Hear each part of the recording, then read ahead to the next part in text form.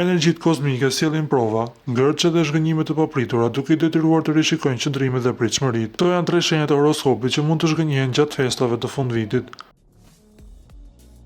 Demi. Për Demin dhjetore nuk vjen me qetësinë e zakonshme. Situata që deri dje dukeshin të sigurta fillojnë të dalin jashtë kontrollit, duke sjellë frustrim në punë, financat dhe marrëdhënie.